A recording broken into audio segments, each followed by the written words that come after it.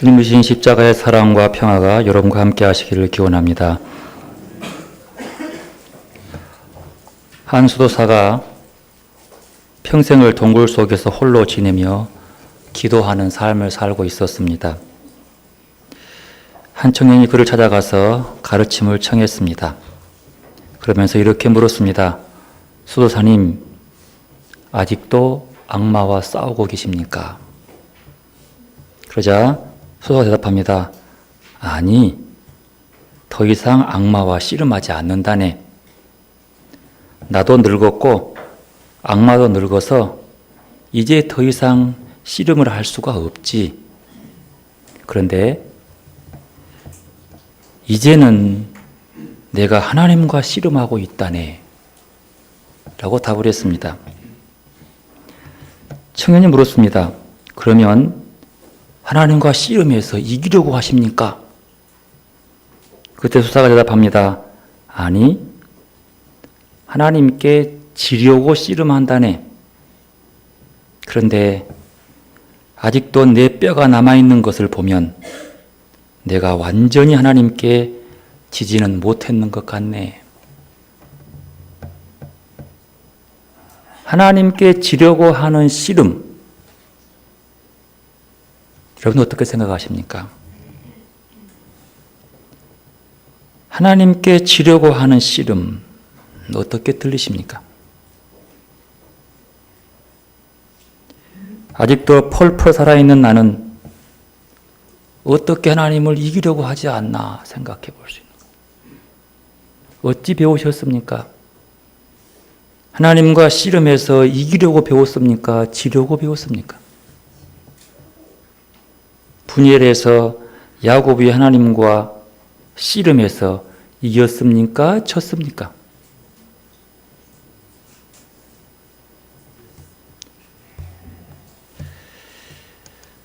예수 믿고 예수를 따르는 따름이로서 믿기 전에 옛사람과의 투쟁 방식을 바꿔라 라는 요구가 아닌가 생각합니다. 옛사람과 예수 믿기 전에 내 인품과 싸워서 이기는 것, 그것이야말로 하나님과 싸워서 지는 것을 뜻합니다. 사순절은 하나님과 싸워서 지는 절기입니다. 우리는 사순절을 혹여 무엇인가 이루려고 성취하려고 내가 원하는 대로 가지려고 정성을 쏟는 것은 아닌지 돌아보아야 합니다. 어쩌면 하나님께 지는 것이 내겐 복입니다. 성경은 하나님께 이기려는 자가 넘어지고 하나님께 항복하고 지는 자가 결국 승리하는 믿음의 선진들을 봅니다. 야곱도 야복강에서 하나님과 씨름해서 졌습니다. 이기지 못했습니다. 우리는 이겼다고 생각하지만 천만의 말씀 졌습니다. 완전히 졌습니다. 그 이후로 야곱의 삶은 조금도 자기 꼼수나 자기 지식을 가지고 살아가지 않았습니다. 졌기 때문이에요. 예수님도 말씀합니다. 내가 세상을 이기었노라. 그런데 아무리 봐도 예수님은 세상을 이겨본 적이 없습니다. 오죽이도 못 이겼으면 십자가에 죽었을까요? 십자가는 죄인들이 죽은 사형틀입니다. 세상적 불법적인 제도, 불의한 법의 판결을 받고 십자가에 죽어도 이기지 못한 그 죽음, 졌습니다. 그런데 주님 말합니다. 내가 세상을 이기었다고. 어떻게 이긴 것입니까? 어떻게 승리의 십자가를 할 수 있습니까? 십자가를 진다고 하는 것은 내 뜻을 지우고 하나님의 뜻에 복종해서 지는 것을 뜻합니다. 하나님께 순종했다는 것, 내 뜻이 졌다는 거예요. 내가 졌다고 하는 것은 내 삶에 하나님의 뜻이 살아있다는 뜻이죠. 하나님께 지는 것이 세상에서 참된 승리임을 우리는 이 사순절에 깨달아야 합니다. 부활은 세상의 논리나 세상적 승리가 아닙니다. 하나님의 승리입니다. 사순절에 우리는 깊이 묵상하며 되새겨야 합니다. 하나님께 지기 위해서 기도하는 것. 우리는 십자가를 말하면서 약함, 낮아짐, 자금을 강조합니다. 그런데 정말로 이런 역설이 세상에 통할까요? 권위와 명령의 지도력이 아니라 겸손과 배려와 설득의 지도력이 이 땅에 통하는 시대입니까? 그리스도의 십자가는 철저히 낮아짐이고 내어줌입니다. 그러나 세상은 그것을 결코 용납하지 않습니다. 그렇다면 십자가에 달려 죽으신 예수님으로부터 나온 힘은 세상의 것과는 분명히 다른 것입니다. 결국 십자가는 하나님께 지는 모습의 표상입니다. 예수님도 하나님께 졌습니다. 그래서 자기의 원대로 마시고 아버지의 원대로 십자가에 죽은 것. 사순절기에 돌아보면서 묵상해야 할 주제입니다. 어느 목사님은 사순절에 대해서 묵상하면서 이렇게 말합니다. 우리 각자의 마음 속에는 어둠과 빛이 서로 갈등하고 있기 때문에 어쩌면 사순절은 그러한 나의 내면의 갈등을 스스로 점검하라고 요청받는 시기이고, 그럼으로써 나의 내면에 웅크리고 있는 어둠과 정직하게 대면하는 시기이고, 그 어둠의 빛을 밝혀 쫓아냄으로써 우리를 둘러싼 세상의 한복판에서 그리스도인답게 살아갈 것을 엄숙하게 요청받는 시기다, 이렇게 말합니다. 그러면서 사순절을 광야에 나와 있는 그리스도인이라고 하면서 신앙인이 걸어가야 할 진정한 삶의 길이 무엇인지를 스스로 질문해 보라고 말씀합니다. 광야란 어떤 곳입니까? 거처할 할 집도 내세울 지위도 소유할 재물도 필요 없고 없는 철저한 고독의 땅입니다. 따라서 광야는 그 어떤 이해관계도 없는 순수한 자기로 돌아가 오직 하나님의 소리에만 귀를 기울이는 것입니다. 인간은 이와 같은 절대 고독을 통해서만 삶의 소중함을 이해할 수 있고 감사할 수 있으며 하나님의 소리에 귀를 기울일 수 있다고 합니다. 그러나 인간은 고독을 불편해합니다. 자기 자신을 똑바로 보기를 참 무섭고 두려워합니다. 심지어 성전에까지 와서 하나님의 전 앞에까지 와서도 자신을 돌아보기를 외면한 채 소나 양이나 비둘기에 온통 마음이 팔려 있습니다. 오늘 요한복음서에서 예수님은 성전에서 부당한 이득을 챙기며 장사하는 장사찌들을 채찍으로 내치시면서 내 아버지의 집으로 장사하는 집을 만들지 말라고 그렇게 명하면서 성전에서 재물을 섬기는 사람들에게 역정을 내십니다. 서신서의 말씀은 사도 바울은 표적을 구하는 유대인과 지혜를 구하는 헬라인을 향해서 표적이나 지혜의 마음을 뺏기지 말고 십자가에 못 박힌 그리스도를 바라보라고 간곡하게 호소하고 있습니다. 오늘 요한복음서의 본문은 하나님의 거룩한 성전에서 자기 이익을 챙기기에 급급한 사람들의 한 단면을 보게 합니다. 13절 14절 함께 읽어보겠습니다. 유대인의 유월절이 가까운지라 예수께서 예루살렘으로 올라가셨더니 성전 안에 소와 양과 비둘기 파는 사람들과 돈 바꾸는 사람들이 앉아있는 것을 보시고, 예수님께서 유월절이 되어서 다른 유대인과 똑같이 예루살렘 성전으로 올라갔습니다. 도착하자마자 곧바로 성전에 들어갔습니다. 여기서 성전이라고 하는 것은 성전의 건물만을 뜻한 것이 아닙니다. 제사장의 뜰, 이스라엘의 뜰, 여인들의 뜰, 이방인의 뜰까지 포함해서 예루살렘 성전 전체의 경내를 의미합니다. 여러분 예루살렘 성전이 이 의미는요. 도면을 보면 알 수 있어요. 1번 보여주시겠습니까? 예루살렘 성전의 도면입니다. 빨간 거 보이십니까? 이 도면 속에서 예루살렘 성전 본체의 건물은 이것입니다. 진하게 찐 이것이 성전이에요. 그 성전 안에는 지성소가 있고 성소가 있습니다. 아무것도 다른 거 없습니다. 지성소에는 창문도 없는 깜깜한 어둠으로 안막을 둘러져 있습니다. 그 안에 하나의 성물이 있죠. 뭐가 있죠? 법궤, 언약궤가 있어요. 언약궤 안에는 뭐가 있죠? 네? 십계명 돌판, 아르상만 지팡이, 만나. 그것만 있고 다른 곳은 아무것도 없습니다. 지성소만 있어요. 그리고 현관이 있고 계단이 있고 그 앞으로 성전 건물로 나와야지만이 물두멍이 있고 제단, 여기서 번제되는 곳입니다. 제물을 잡는 곳 있어요. 그리고 이곳이 제사장 뜰이에요. 딴 사람 못 옵니다. 그리고 그 다음이 이스라엘 뜰입니다. 여기는 이스라엘 뜰이라고 하는 것은 이스라엘 남자만 가는 뜰입니다. 남자 중에서 최소한 13세 이상 성년 된 사람만 갈 수 있습니다. 그리고 니카노르의 문을 거쳐서 큰 담이 있는데 이 조그마한 문 사이로 하나의 계단이 있고 그 밖에 있는 이 넓은 곳이 여인들의 뜰입니다. 여자는 절대로 한 발자국도 이 안으로 들어올 수 없습니다.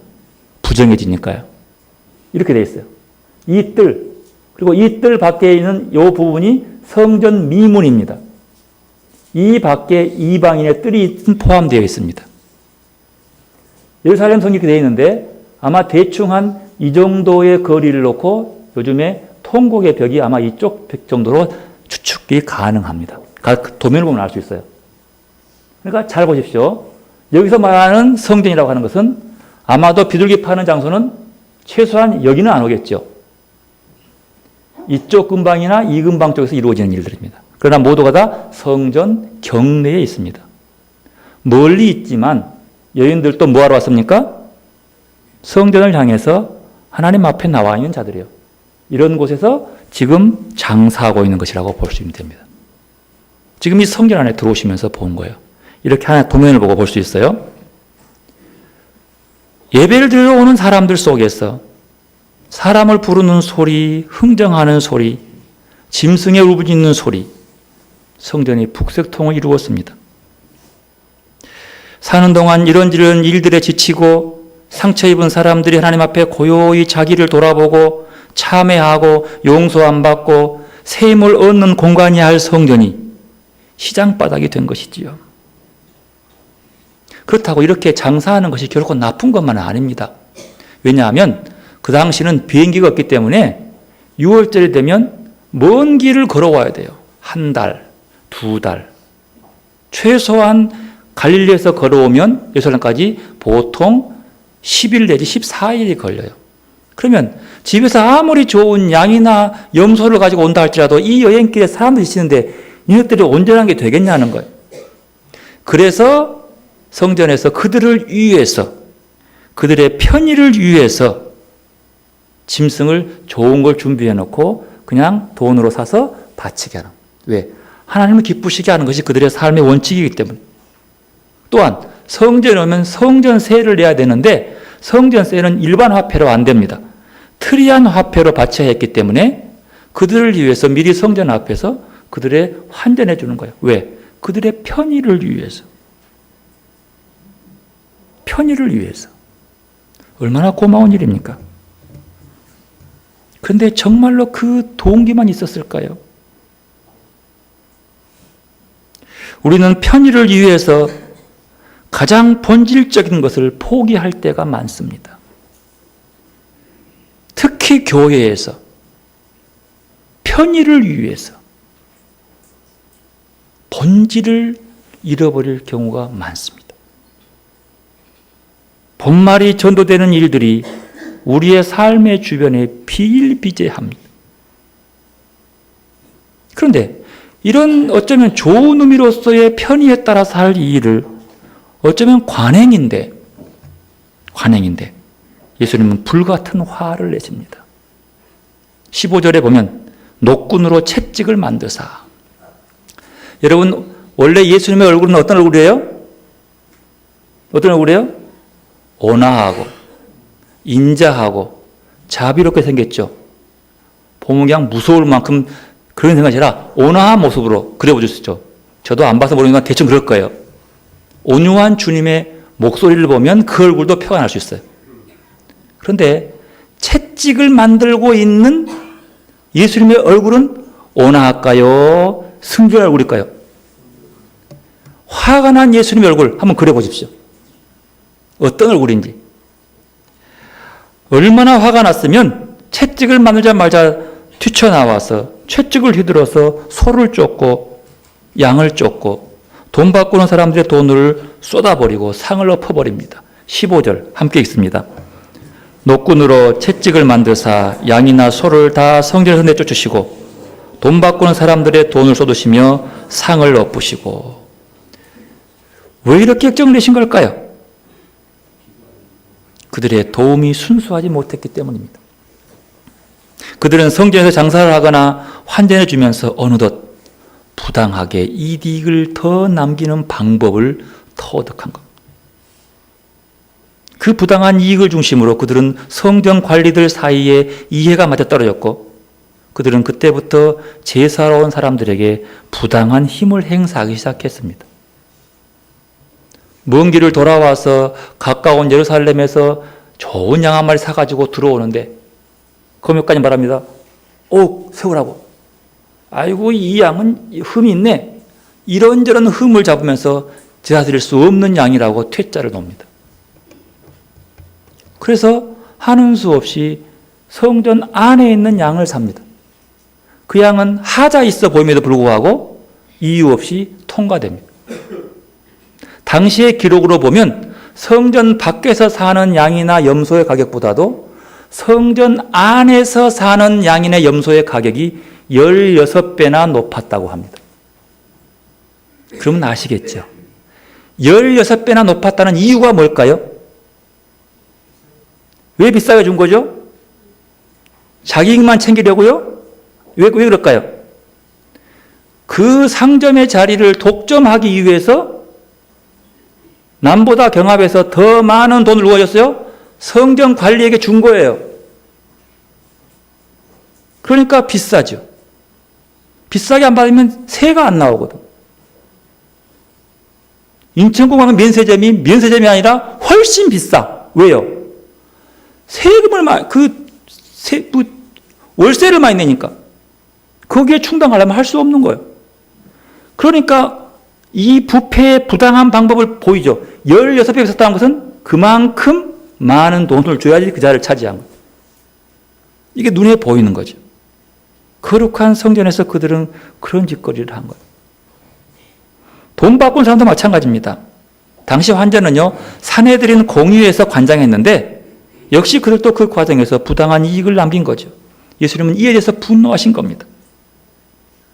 한번 이윤축의 눈먼 사람들은 그 부패성과 완악함에 있어서 온전한 설득으로는 절대로 변하지 않는다고 예수님께서 판단하신 거예요. 제대로 안 변해. 화내신 거예요. 그래서 주님은 그들에게는 절대로 온유하지 않았습니다. 짐승들처럼 채찍으로 다스린 겁니다. 한번 이익에 눈먼 사람들은요, 대통령이 되어도 돌아서기 힘든다고 하는 것이 동서고금의 이게 똑같은 진리랍니다. 이 이익이라는 눈 빠져버리면 앞뒤를 안 가리는 거예요. 겉으로 아무리 착한 것처럼 순한 것처럼 해도 그 탐심에 오염된 마음은 그렇게 악할 수밖에 없다는 거예요. 그래 예수님은 하는 것이 뭐요? 채찍을 들어 칠 수밖에 없는 거예요. 오늘날 교회와 성도들이 자신을 살펴야 할 이유는 여기 있습니다. 한번 그 마음이 탐심에 사로잡히면 우리의 믿음에서 멀어질 뿐만 아니라 돌아서기도 힘들게 된다는 사실. 그런데 이상하게도 예수님은 비둘기 파는 사람들에 대해서는 다르게 대우를 하고 있습니다.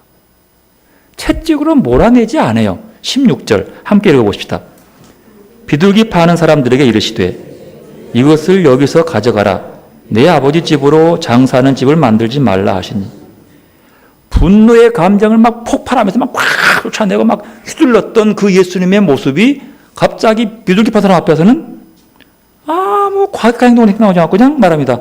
이거 빨리 가져가. 가져가고 여기서 이거 하지 마. 라고 돌려보냅니다. 왜 그랬을까요? 이 16절에서 예수님의 마음을 볼 수 있습니다.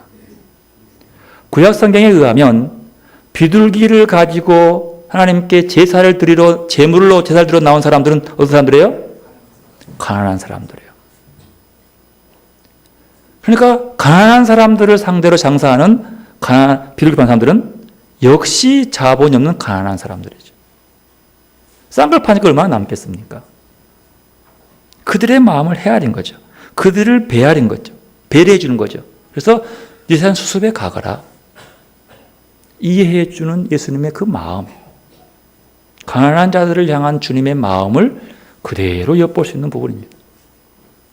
있는 자들은 더 많이 가져가지요. 예수님의 마음이 골목 상권을 지배해버리는 이 나라를 보면 어떡할까요? 채찍을 드시겠죠.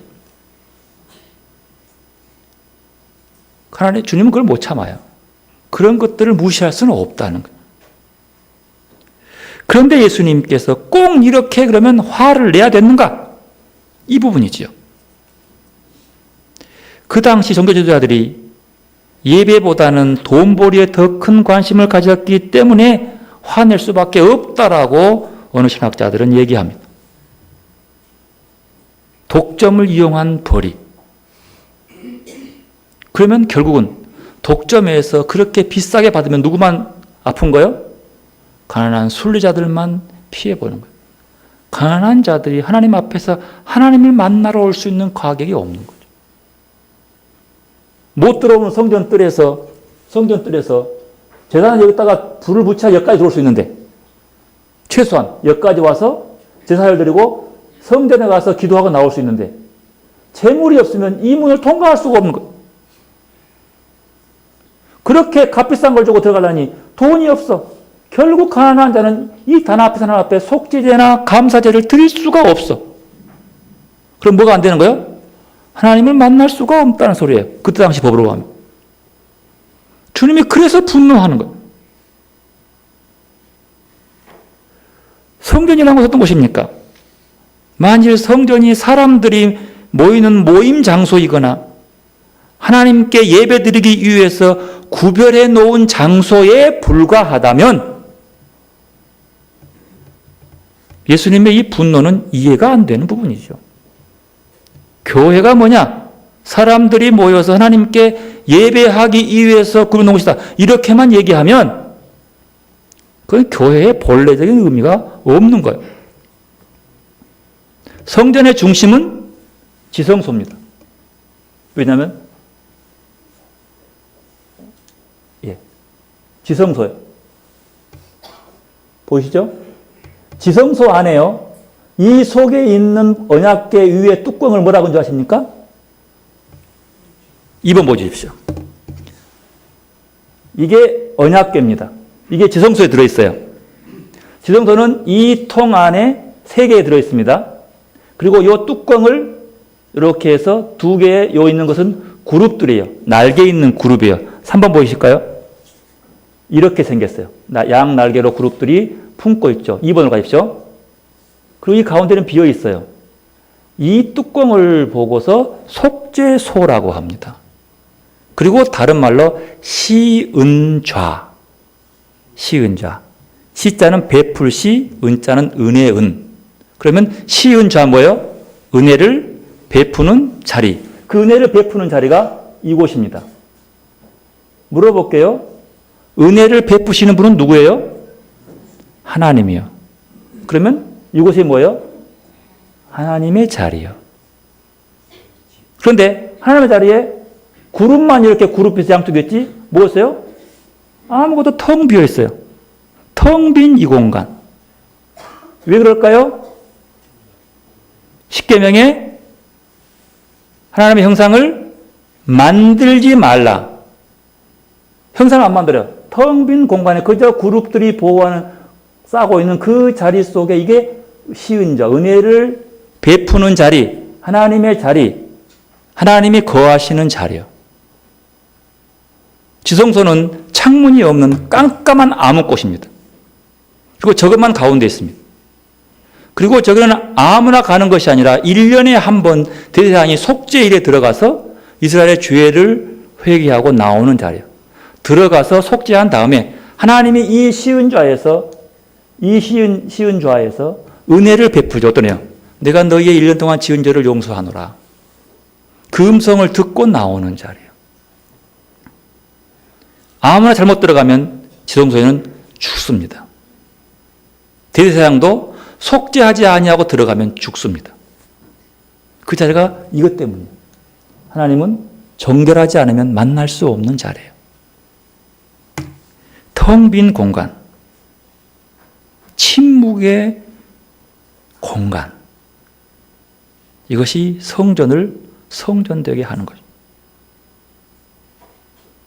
하나님께 예배드리기 위해서 구별된 장소인 성전에서 있어야 할 것이 뭡니까? 고요함과 침묵이에요. 그래야 하나님의 음성이 들려옵니다. 세상 염려와 근심으로 들끓는 사람들의 마음 깊은 고요함, 그 마음을, 그 들끓는 내 마음, 잡다한 것들로 혼란스러운 그 마음을 고요함과 침묵의 세계로 이끌어 하나님의 음성을 듣도록 이루는 곳이 성전이에요. 하나님 눈에 보이지 않아요.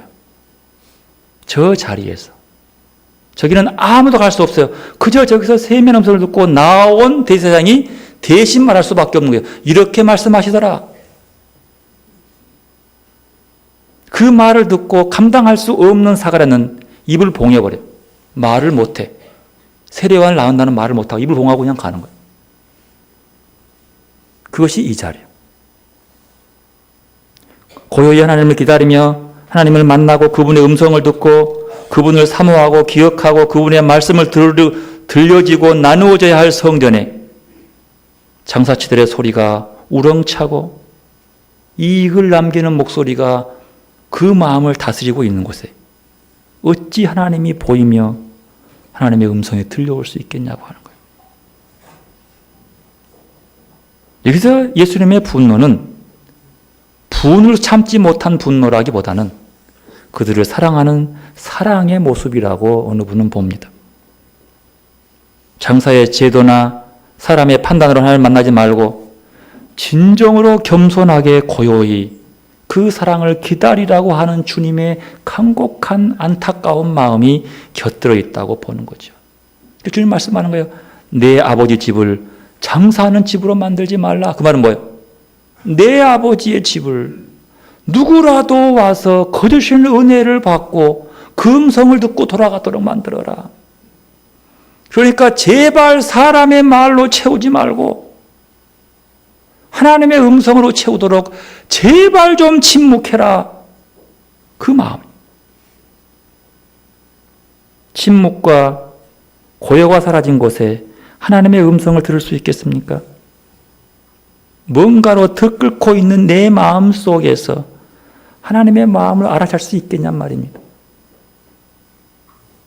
가장 거룩해 해야 할 성전이 하나님께 이르는 방해물이 되고 있는 것을 보면 예수님이 분노하지 않을 수 없었다는 거죠. 이에 대해 18절에서 유대인들이 얘기합니다. 네가 이런 일을 행하니 무슨 표적을 우리에게 보이겠느냐? 뭔만 본 거예요? 성질 내고 깽판 부른 예수만 보는 거예요. 그 본심의 마음이 아니라 그 뭐니까 아이고 네가 성질이 그래가지고 무슨 우리에게 하늘의 표적을 보이겠느냐? 그때 예수님은 더 과격한 얘기를 합니다. 이 성전을 헐라 내가 사흘 동안 일으키리라. 그들이 놀라지 않을 수 없어요. 뭔 소리요? 46년 동안 지은 이 성전을 네가 무슨 수로 사흘 만에 세워요? 예수님은 사흘 만에 그 성전 못 세웁니다, 원래. 근데 주님은 그 말씀해요. 왜 그 말씀한 거죠? 친절하게 답이 나오죠. 21절. 뭐라 합니까? 예수는 성전된 자기 육체를 가리켜 말씀하신 것이라. 자기 육체. 십자가에 죽어서 사흘 동안 있다 나오는 자기 육체를 가르친 거죠. 사도 바울은 얘기합니다. 너희 몸이 하나님의 뭐인 것을? 성전인 것을 알지 못하느냐. 여러분, 우리 몸이 하나님의 성전인 거 믿습니까? 그러면 성전 속에 가장 깊고 은밀한 곳에 뭐가 있습니까? 뭐가 있어요? 지성소가 있어요. 지성소 안에는 뭐가 있어요? 시온자가 있죠. 법궤 위에 있는 두꺼운 시온자. 무슨 자리예요? 은혜를 베푸는 자리. 누가 앉아 있는 거예요? 하나님이 앉아 있는 자리겠다. 그러면 다시 한번 보십시다. 우리 몸 안에 지성소가 있다는 거예요. 네 몸이 성전이지 않느냐? 그러면 내 안에서 그 하나님의 음성을 듣고 하나님을 만나기 위해서는 고요함과 침묵은 필요한 거죠. 속 시끄럽고 혼란스러운데 어떻게 내 속에 하나님의 음성이 들려오겠습니까? 틀림없이 있어요. 내 안에 저 깊은 곳에, 그 지성소에 하나님이 임재하고 계시는 거예요. 그 임재가 느낄 수 있는 곳에서는 속 시끄러운 내 마음을 고요하게 침묵하는, 그리고 베푸시는 은혜를 볼 수 있는 거죠. 바로 쉬운 좌 말입니다. 우리는 예수 안에서 그분을 통해서 하나님의 거룩하심과 만나야 합니다. 예수님이야말로 우리가 하나님과 만나는 속죄소, 시은좌 예수님. 이 지성소는 사람의 손으로 지은 예루살렘 성전에 있는 것이 아니고 바로 예수님의 인격 안에 있고 그분의 삶의 안에 있고 그 인격이 내 안에, 내 삶에 들어오는 그 자리에, 그곳에 바로 지성소가, 아무것도 보이지도 않는 곳에서 깜깜한 암흑 속에서 주님의 얼굴을 바라보고 그 고요함 속에서 홀로 주의 음성을 듣는 자리. 그렇다면 예수님의 지체로 살아간 우리의 가장 깊은 곳 지성소를 품고 사는 것이 우리가 마땅히 살아야 할 삶의 모습인 겁니다. 유대인들의 삶의 두 축은 성전과 안식일이었습니다. 성전은 성스러움을 공관화하는 곳, 안식일은 시간 속에서도 성소, 구별되어 놓는 자리. 우리의 공간과 시간 속에서, 그 속에서 하나님을 만나는 지성소적인 성소들이 만들어야 한다는 뜻입니다. 여러분의 삶의 바퀴를 굴리고 있는 것은 무엇입니까? 문득 멈추어 서서 옷깃을 여미는 곳, 혹은 그런 시간은 있습니까? 우리가 예수라는 성소를 마음에 모시고 살면 우리는 삼갈 줄 아는 사람이 될 것입니다. 오늘 서신서의 본문인 고린도서 1장 22절 말씀은 이렇게 말합니다. 유대인들은 표적을 구하고 헬라인은 지혜를 찾으나라고 말합니다. 이것은 모든 사람의 유형을 두 가지로 보는 거지요. 유대인과 헬라인. 바울은 종교적인 인간상을 유대인으로, 정치 문화적인 인간상을 헬라인으로 제시하는 거죠. 그래서 모든 인간들이 다 이 두 유형에 포함되어 있는 것을 볼 수 있는 거예요. 두 유형의 특징은 유대인은 표적을 구하고 헬라인은 지혜를 추구한다는 것이었습니다. 그러나 그들의 그 냉철함과 오함 뒤에 숨겨진 속물적인 이해관계도 함께 볼 수 있습니다. 결국 표적과 지혜의 눈이 가려진 그들은 십자가에 달린 예수 그리스도 안에서 하나님의 뜻을 발견하지 못합니다. 왜? 오직 추구하는 것이 유대인은 표적, 헬라인은 지혜만 추구하다 보니까 그 너머에 있는 십자가의 그리스도를 발견하지 못하는 거죠. 바로 그 지점에서 바울은 유대인과 헬라인으로 구분되는 두 종류의 인간상과 질적으로 완전히 다른 제3의 인간상을 제시합니다. 그게 뭐예요? 본문 23, 24절에 나왔습니다. 읽어볼까요? 우리는 십자가에 못 박힌 그리스도를 전하니 유대인에게는 거리끼는 것이요 이방인에게는 미련한 것이로되 오직 부르심을 받는 자들에게는 유대인이나 헬라인이나 그리스도는 하나님의 능력이요 하나님의 지혜니라. 당시의 종교와 문화적인 정서로 미루어 볼 때 십자가와 그리스도가 함께 오르셨다는 것은 이해하기 어려운 일입니다. 십자가는 당시 사형틀이었어요. 그리스도란 이스라엘이 기다리는 구원자였어요. 어떻게 십자가에 달린 사형틀에서 그리스도가 간다는 거예요? 여러분 이해가 안 되잖아요. 이해할 수 없는 거예요. 이유는 다르지만 십자가를 받아들이기 불편한 것은 헬라인도 마찬가지예요. 왜? 지혜를 추구하는 사람들이 십자가는 정말로 비이성적이고 비논리적이고 미련한 것들이란 거예요. 어떻게 이게 황당한 일이 있냐는 거죠. 이해가 안 되죠, 우리도. 그럼에도 불구하고 바울은 우리는 십자가에 못 박힌 그리스도를 전한다고 합니다. 여기에 바울의 위대함이 있습니다. 그 어떤 이해관계나 편견 없이 예수 그리스도와 십자가를 믿는다고 하는 것. 진정한 믿음은 이런 것이 아닐까요? 3세기의 신학자 여수였던 에바그리우스에 따르면 영을 본성에서 갈라놓은 것은 분심이라고 합니다.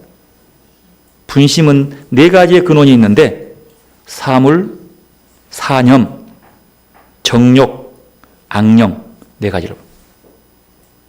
그리고 이 영혼의 진보를 이루어 나가는 과정에서 이러한 분심들을 극복해 나가게 되는데 그 과정을 수덕실천 이렇게 수덕실천.